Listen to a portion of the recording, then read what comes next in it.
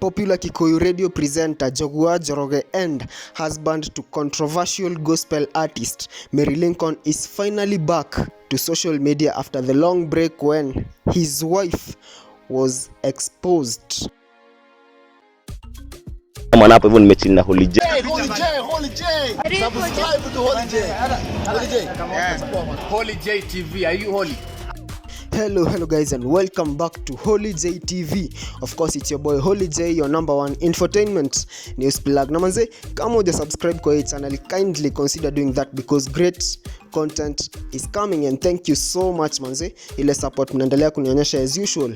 I salute you guys. So kumekuwa hii story about veteran radio presenter Njoroge, who is the husband of Lincon. Kumbuka Lincon amekuwa kitrend sana pale hivyo mtandaoni a while ago, and not because of any good reasons. Ilikuwa story alikuwa ameexposiwa pale hivyo, na after that time hatukuona Njoroge akipost anything about that, na pia kulikuwa trolls mingi sana zimeelekezwa side yake, so he couldn't be active on social media. Hizo ni speculations zenye watu walikuwa na make pale hivyo mtandaoni as to why he has not been active social media, but actually he has not come out to say why he had taken the social media break.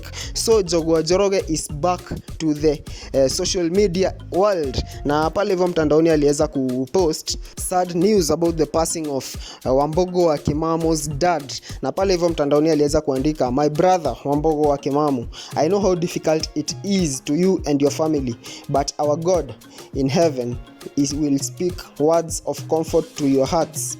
Accept my condolences, brother. You are in my prayers. May Mzee Daniel Kimamu rest in eternal peace.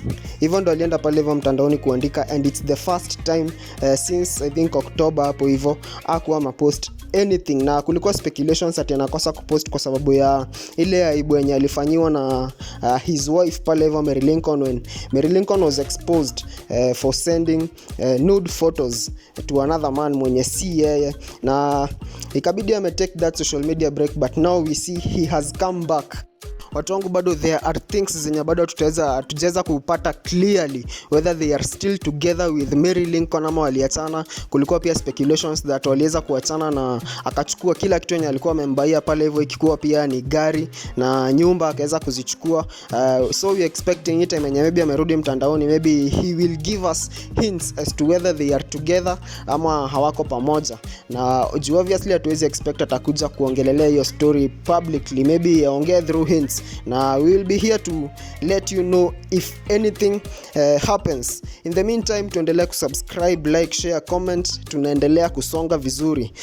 It's been your boy Holy J, and adios. I'm gonna see you guys in the next video.